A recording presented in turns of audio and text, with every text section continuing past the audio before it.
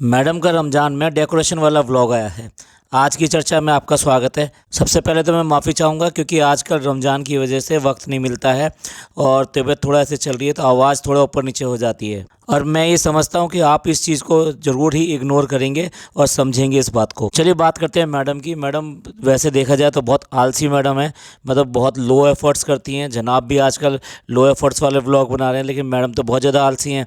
तो मैडम जो कह रही हैं कि मैं व्लॉग नहीं बना पाई क्योंकि किसी काम में उलझी हुई थी। मैडम काम में नहीं उलझी हुई थी, आप हो आलसी, और आलसी की वजह से आपसे व्लॉग नहीं बनता। अब क्योंकि इस समय रमज़ान का महीना चल रहा है और एक दूसरे से कंपटीशन चल रहा है, तो डेफ़िनेटली आप जो है व्लॉगिंग करने की कोशिश कर रहे हो, तब भी आपका 3 दिन में और 4 दिन में एक व्लॉग आता है। हमको तो समझ में ही नहीं आता, जब कुछ करना नहीं होता है तो फिर कहाँ से बिज़ी हो जाते हैं और कहाँ से ये ऐसा कहते हैं। इसलिए हम इनको आलसी मैडम कहते हैं। इनके व्लॉग कैसे बनते हैं? सबसे पहले व्लॉग की शुरुआत होती है बच्चे से, बच्चे के बाद में रेसिपी, और रेसिपी के बाद में थोड़ा बहुत जो है लेक्चर आ जाता है। थोड़ा बहुत नहीं, लेक्चर बहुत सारा आ जाता है। और उसके बाद में समय बच गया तो मैन चाइल्ड आ जाते हैं और मैन चाइल्ड की जो वाहवाही शुरू हो जाती है। बस इसी में मैडम का जो व्लॉग बन जाता है 14-15 मिनट का, और बस हो गया व्लॉगिंग। अब क्योंकि कंपटीशन चल रहा है ना, उसने अपना घर सजाया है तो ये भी अपना घर सजाएंगी, और उसने अपना जो बालकनी मेकओवर है वो करके दिखाया है, तो अब मैडम को तो कुछ करना ही है ना, उसका जवाब देना ही देना है। और फिर एक कंटेंट भी चाहिए, तो उन्होंने जब इरादा किया है कि अब वो डेकोरेट करेंगी रमज़ान में अपने घर को, और उसके लिए किसको भेजा है? डी दादा को भेजा है। अब डी दादा को देखो, ये तो मैं स्क्रीनशॉट लगा रहा हूँ, देखो वो कितना सामान लेकर आए हैं। भाई हद है, इतना सारा सामान वो अकेला आदमी वहाँ से लेकर आया है, और धूप में गर्मी में बाहर जाकर और इसके अकॉर्डिंग सिलेक्शन करके, क्योंकि इसके पास में तो मीन मेक निकालने के लिए बहुत ज़्यादा है, तो ये सारी चीज़ें करके लेके आया है। भाई इस आदमी को देखकर ये लगता है कि ये अपने घर का भी कुछ देखता होगा या नहीं देखता होगा, क्योंकि कहीं भी छुट्टी तो ये देते नहीं है इसको। और ये डी दादा क्या नहीं करते, मार्केट से मतलब सामान लाना हो, ड्राइवर का काम करना हो, कुक का काम करना हो, कभी कभी वो नैनी भी बन जाते हैं, हॉकर भी बन जाते हैं, और फिर अगर उससे भी कुछ रह गया तो बेचारे बर्तन भी धोते हुए दिखाई देते हैं। इसके बाद में भी अपने लिप वर्क से सिर्फ यही कहेगी कि ये सारा सारा जो मैंने किया है और मैंने कराया है, मतलब दूसरे में तो अकल ही नहीं है कुछ भी, मैंने इसको सारा कुछ गाइड करके चलाया है। तो वही बात वो कह रही है कि मैंने जो है इतना मतलब बात करी, फ़ोन पर बात करी, वीडियो कॉल करी, जूम कर करके दिखाया, तो तब जाके ये सब सामान जो है वो लेकर आ सके, वरना उसमें उनमें तो कोई अकल है नहीं है। उनको जैसा बताया जाए वो एग्जैक्टली वैसा तो कर नहीं सकते, बस उनकी एफर्ट इतनी है कि वो उठा कर ले आए सामान को। अब मैडम का एटीट्यूड देखिए, कह रही है कि ये सामान जो रखा है इतना सारा जो इकट्ठा कर लिया है, इसको अब बाद में देखेंगे, यानी कि अब इसको दाएं बाएं कर दिया जाए, इधर उधर कर दिया जाए। तो वो करने का जो स्टाइल है ना कि अब यहाँ से इनको सबको हटा दो, वो देखो कितने एटीट्यूड वाला है मैडम का। अब आज अफ्तियारी में इनको काम मिला है शरबत बनाने का, तो शरबत बना रही हैं। तो जो मैडम जो इतना लेक्चर देती रहती हैं, इतनी प्रीचर बन जाती हैं, तो आप ये देखो किचन में अभी ये स्क्रीनशॉट हम लगा रहे हैं कि एक शरबत बनाने के लिए उन्होंने किचन में कितना फैलावा कर रखा है। दूध जैसे पैकेट जो खाली किया जाए तो आराम से वो कट करके खाली किया जाता है, तो आप सीधे सीधे डस्टबिन में भी डाल सकते हो। दूध जैसे पैकेट भी उठा के नहीं डालेंगे, बस मैडम ने अपने शरबत बनाना है और निकल लेना है, और फिर उसके बाद में करेगा कोई और। इनका शरबत बन गया, व्लॉग बन गया, शूटिंग हो गई, ओके, ख़त्म। अब मैडम बात करती हैं कि पिछले व्लॉग में तो मेरा पचका हो गया था और बोट वाला जो था ना वो पचका बन गया। तो ये बेसिकली पचका वचका कुछ नहीं बना, ये जो है ना आपने डब्बा की कॉपी करी थी। डब्बा जिस तरह बिगाड़ के दिखाती है चीज़ों को जानबूझकर, इसी तरीके से आपने भी ये बिगाड़ के दिखाया था।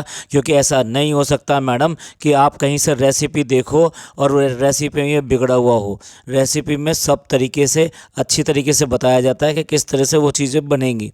आपने वो स्टेप्स मिस कर दिए, तो इसलिए जो ना आपका वो बिगड़ गया। मिस नहीं कर दिए, आपने करे हैं ऐसा। तो कह रही हैं कि अब उसको जो संभालने के लिए इन्होंने जो है ना ब्रेड पकौड़े बनाए हैं, और ब्रेड पकौड़े में जो स्टफ़िंग दी है वो सेम स्टफ़िंग दी है जो कि पिछली बार वो बोट के लिए उन्होंने बनाई थी, तो उसको ही यूज़ कर ली वहाँ पर। अब उसकी स्टफ़िंग जो चेंज कर दी ब्रेड पकौड़े की, वैसे नॉर्मली जो आलू होता है, अब आपने क्या किया, स्टफ़िंग जो है ना वो चिकन वाली स्टफ़िंग कर दी। तो इसमें क्या एफ़र्ट वाली बात हुई? लो एफ़र्ट वाला ब्रेड पकौड़ा बन के तैयार, और उसको ऐसे दिखा रही हैं कि जैसे कि ना कोई और नई डिश बना रही हो। अब खुद भी कह रही हैं ये तो कोई 30 मार खाओ वाली रेसिपी नहीं थी। भाई अगर 30 मार्का वाली रेसिपी नहीं थी तो इतना टाइम बर्बाद करने की क्या ज़रूरत है।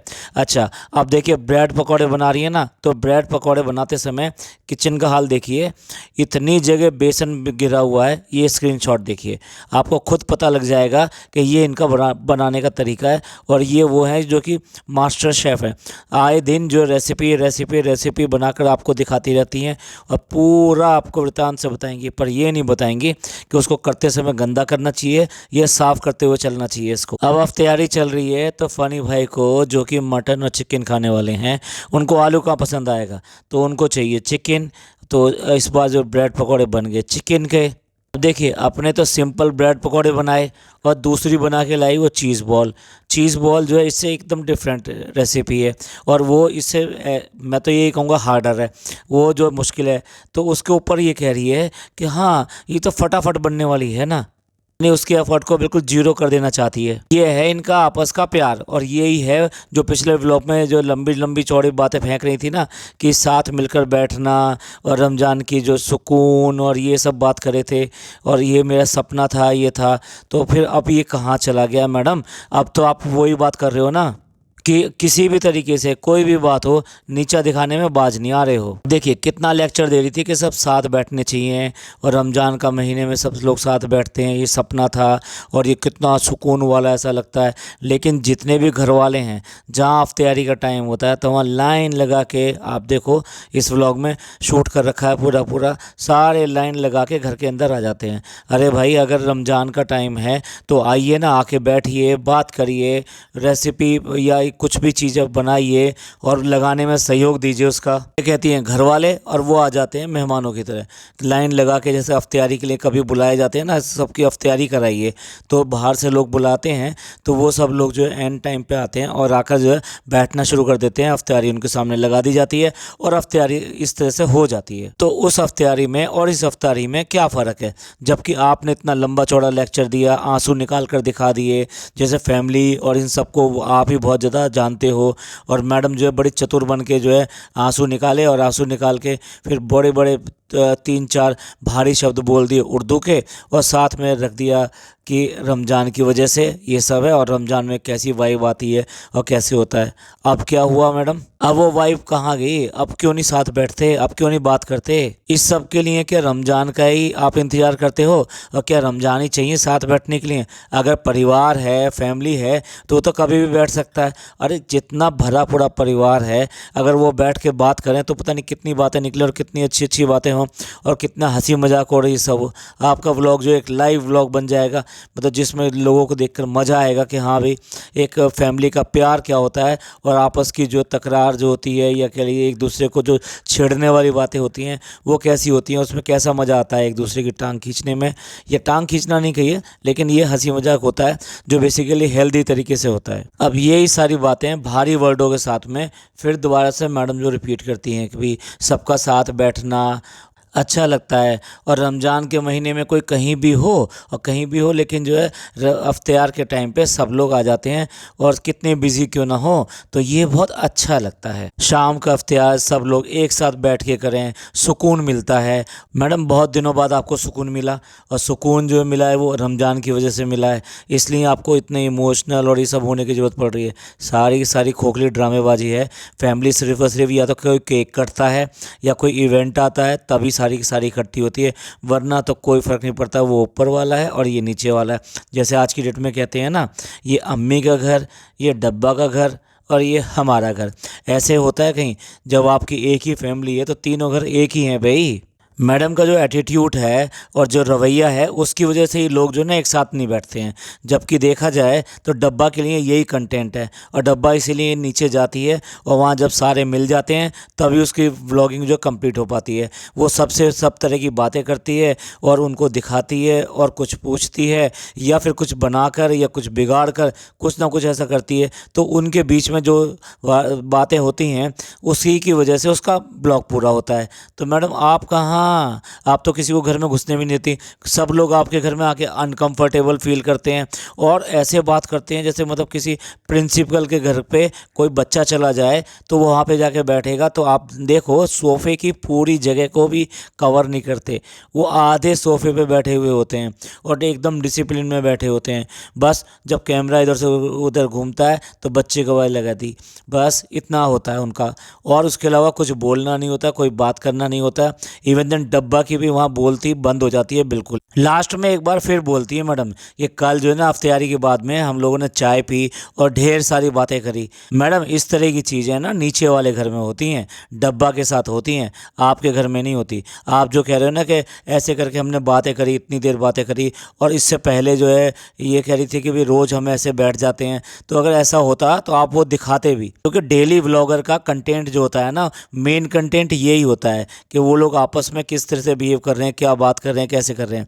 आपके यहाँ तो सारा स्क्रिप्टेड होता है, सब कुछ वही बोलना और सब कुछ वही दिखाना।